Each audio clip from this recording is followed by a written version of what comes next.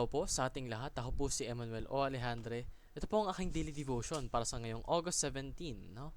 And for today, we are going to talk about the Sword of the Spirit. Isa ito sa mga parts of our weekly theme na nagsasabing full armor of God. No? Ito yung mga sandata, mga armas na ibinibigay at itinatanghal sa atin ng ating Panginoon upang gamitin natin sa paglaban sa mga evil forces ng mundong ito. Makikita po ito sa Ephesians chapter 6 verse 17. And take the helmet of salvation and the sword of the Spirit, which is the word of God. Sa Tagalog, isuot ninyo ang helmet ng kaligtasan at gamitin ang tabak ng Espiritu na walang iba kundi ang salita ng Diyos. Now,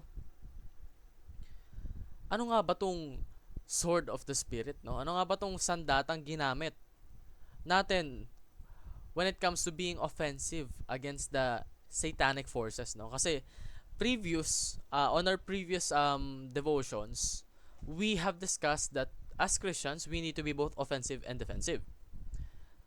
So, para naman po sa offensive, we use the sword of the Spirit. Makikita natin ito sa Revelations chapter 19 verses 13 to 16 na nagsasabing, He is dressed in a robe dipped in blood, and His name is the Word of God. The armies of heaven were following Him, riding on white horses and dressed in fine linen, white and clean.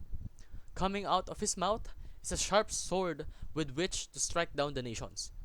He will rule them with an iron scepter. He treads the winepress of the fury of the wrath of God Almighty. On His robe and on His thigh He has this name written.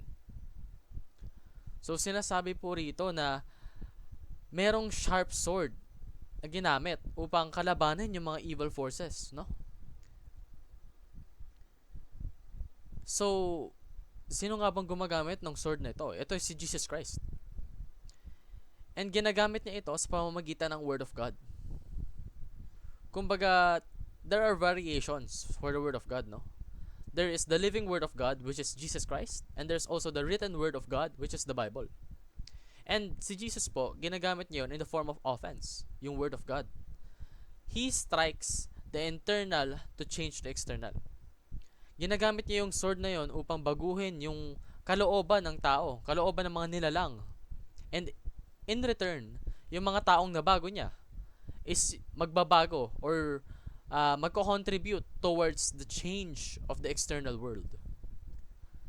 He will start within and expound and influence the surrounding areas. Ganun siya umatake, no? And Jesus transforms the world through the word. So, maaring sabihin natin na ano nga ba tong meaning ng sword of the Spirit na binabanggit dito, no? It's the word of God. Ito yung katuruan niya. Ito yung salita ng Panginoon na kahit kailan may hindi magfe-fail.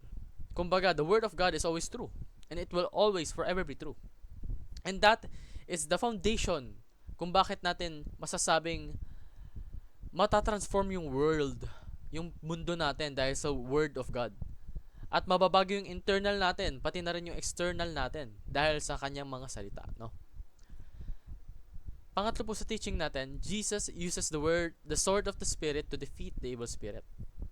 So, dahil nga po dun sa armas ng ating Panginoong Hesukristo na natatalo po niya yung evil spirit, yung mga may kasinungalingan, yung mga merong evil intentions sa mundong ito, no? Kasi napaka-powerful po ng Word of God and it carries every truth of this world. Kaya kapag po na-expose yung evil spirit sa Word of God, they will burn up. They will cease to exist. Kasi they are mere figments of sin. Sila yung mga parte ng hindi dapat nag-e-exist sa mundo. They are deformities. They are impurities of the world. And kapag ginamitan po ng Word of God, ang mangyayari is ma-defeat yung evil spirit na yon. So, paano nga ba natin to ma-achieve? No? Unang-una, trust the Word to change the world. Paniwalaan mo na yung Word of God ay napakamakapangyarihan. Paniwalaan mo rin na yung Word of God ay totoong-totoo at hinding-hindi magsisinungaling. So, in that way, you will trust that the Word of God will change the world. Babaguhin ito ang mundo. Pangalawa, find your role in God's goal.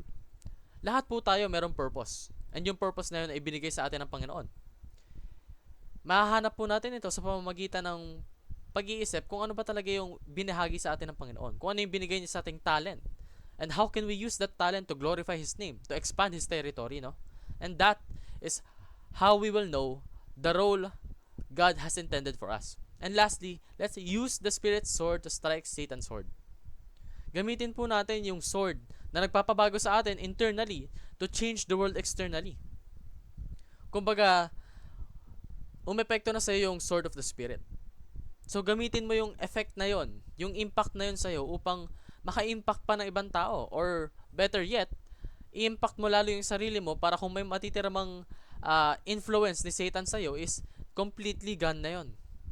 That is how we should use the Spirit's sword to further eradicate the evil in this world.